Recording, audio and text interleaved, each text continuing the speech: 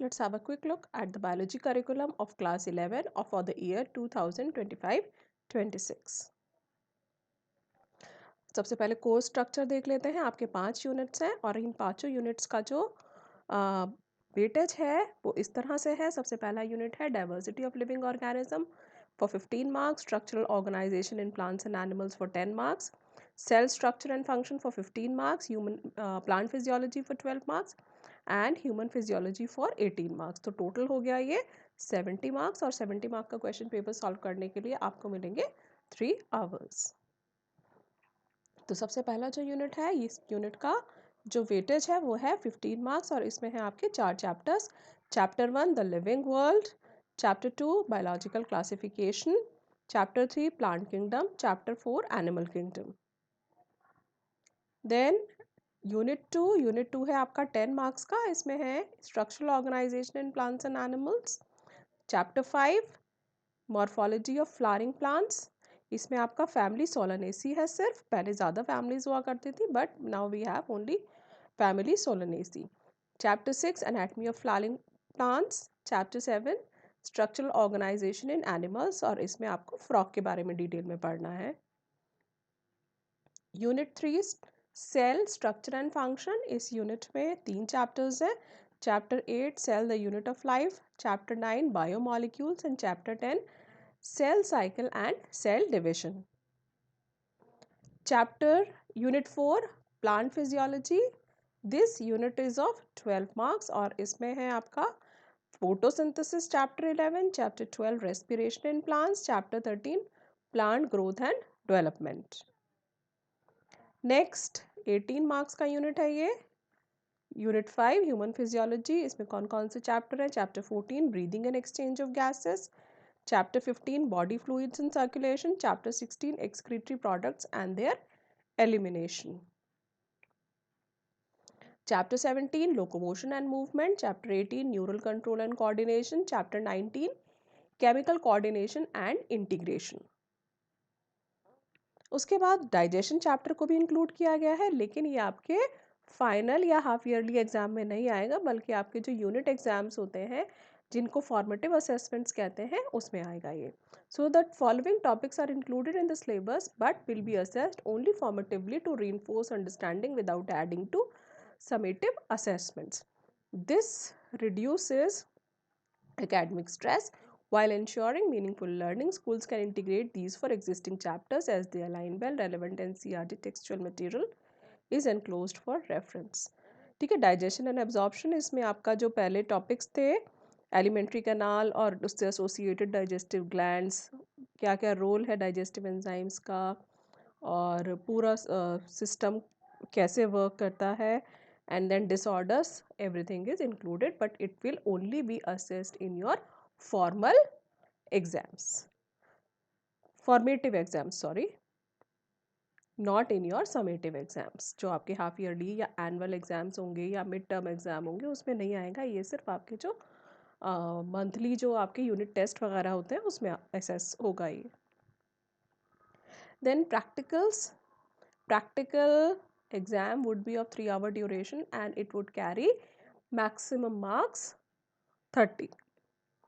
तो सबसे पहले मेजर एक्सपेरिमेंट होता है, जो मेजर एक्सपेरिमेंट 5 मार्क का होता है उसमें आपको करना है 1, 3, 7, 8 ये वाले एक्सपेरिमेंट्स हैं। अभी देखते हैं आगे कौन कौन से हैं। 1, 3, 7 एंड 8 ये आपके मेजर एक्सपेरिमेंट्स हैं। अब माइनर एक्सपेरिमेंट्स है 6, 9, 10, 11, 12, 13, इसमें आपको एक्सपेरिमेंट कैरी आउट करना होगा and then you will have to write about it. ये होता है 4 मार्क्स के लिए, ये माइनर एक्सपेरिमेंट, ये मेजर एक्सपेरिमेंट। स्लाइड प्रिपरेशन होती है ये 5 मार्क की, इसमें आपको स्लाइड भी प्रिपेयर करनी है और उसके बारे में लिखना भी होता है। ये 2, 4, 5 नंबर का एक्सपेरिमेंट है। देन स्पॉटिंग 7 मार्क्स की आपको स्पॉटिंग करनी होती है। Then practical record plus viva based on it 4 mark के का होता है। देन प्रोजेक्ट जो आप प्रिपेयर करते हैं इन्वेस्टिगेटरी प्रोजेक्ट वो प्लस उस पर बेस्ड वाइवा ये 5 मार्क का होता है। तो इस तरह से टोटल 30 मार्क्स का प्रैक्टिकल होता है आपका। तो हम देख लेते हैं कि मेजर एक्सपेरिमेंट में कौन कौन से प्रैक्टिकल्स करने होंगे, माइनर में कौन कौन से होंगे और जो स्लाइड प्रिपरेशन है उसमें हमें कौन कौन से प्रैक्टिकल्स करने होंगे। सबसे पहले मेजर एक्सपेरिमेंट देखते हैं। Study and describe locally available common flowering plants from family solanaceae. अगर सोलनेसी फैमिली का फ्लावर हमें अवेलेबल नहीं है डाइसेक्शन के लिए, तो हम पोएसी, एस्टरेसी, ब्रासिकेसी भी यूज़ कर सकते हैं depending on our geographical location. तो उसमें हम फ्लावर को डाइसेक्ट भी करना होगा, उसके डिफरेंट फ्लोरल वर्ल्स हैं उनको डिस्प्ले करना होगा, एंथर को, ओवरी को, and we will have to show the number of chambers in the ovary. We have to draw the floral formula and floral diagram, type of roots कैसी है उसमें, type of stem कैसा है, और leaves का क्या arrangement है, ये सब चीज़ें हमें करनी होगी। उसके बाद नेक्स्ट मेजर एक्सपेरिमेंट है study of osmosis by plant osmometer. Next, test for the presence of sugar, starch, proteins and fats in suitable plant and animal material. And then separation of plant pigments through paper chromatography. तो ये तो हो गए major experiment.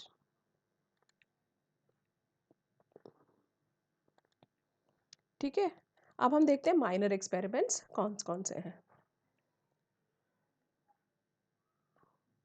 Comparative study of rates of transpiration in the upper and lower surface of leaf. ठीक है, study of the rates of respiration in flower, buds or leaf tissue and germinating seeds. Test for the presence of urea in urine, test for the presence of sugar in urine, test for the presence of albumin in urine and test for the presence of bile salts in urine. तो ये सारे जो experiments मैंने अभी मैं आपको बताए हैं, ये सब है माइनर एक्सपेरिमेंट्स। उसके बाद स्लाइड प्रिपरेशन कौन कौन सी है। स्लाइड प्रिपरेशन हो गई आपकी प्रैक्टिकल नंबर 2, 4 एंड 5।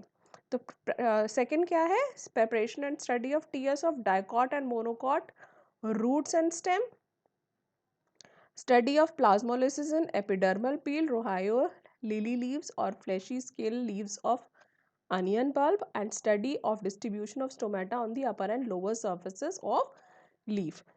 तो इस तरह से प्रैक्टिकल 1, 1, 3, 7, 8 ये हो गए मेजर आपके एक्सपेरिमेंट्स। इसमें से चारों में से आपको कोई एक करना होगा।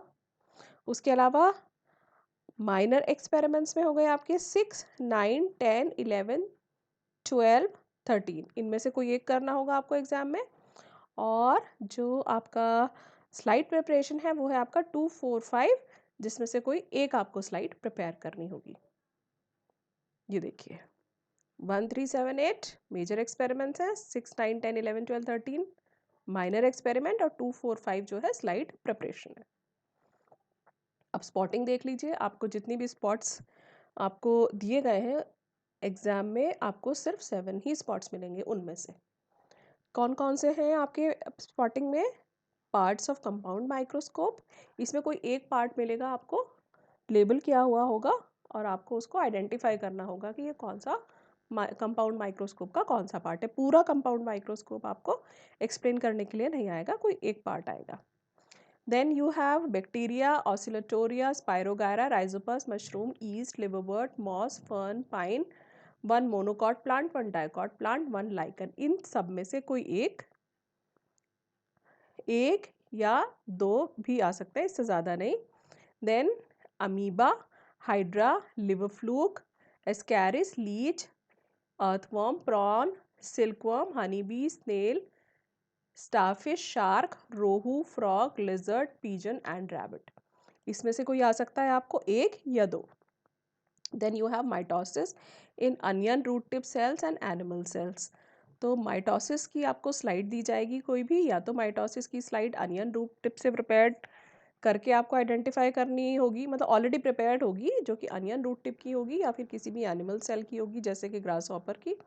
तो आपको उसमें स्टेज आइडेंटिफाई करनी होगी कि ये कौन सी स्टेज है माइटोसिस की। टाइप्स ऑफ इन्फ्लोरेसेंस, 2 टाइप के इन्फ्लोरेसेंस होते हैं, साइमोस, रेसिमोस आपके सिलेबस में। देन ह्यूमन स्केलेटन के डिफरेंट पार्ट्स या डिफरेंट जॉइंट्स, उसमें से आपको कोई आइडेंटिफाई करना होगा। तो ये तो 6 पार्ट्स हो गए आपके स्पॉटिंग में, लेकिन टोटल आपको स्पॉट्स मिलेंगे 7 एग्जाम में। वो 7 किस तरह से मिल सकता है, हो सकता है एक यहाँ से मिल जाए एक पार्ट, 2 चीज़ें यहाँ से, एक एक एक एक, तो इस तरह से हो गए 7। या फिर हो सकता है यहाँ से आपको एक ही ऑर्गेनिज्म मिले और यहाँ से आपको 2 मिल जाए, इस तरह से 7। या फिर हो सकता है यहाँ से आपको 2 स्टेजेस मिल जाए और यहाँ से कोई एक, तो इस तरह से आपको 7 स्पॉट्स मिलेंगे। Okay, so this way you will have to cover up the entire syllabus of class 11 biology. Thank you.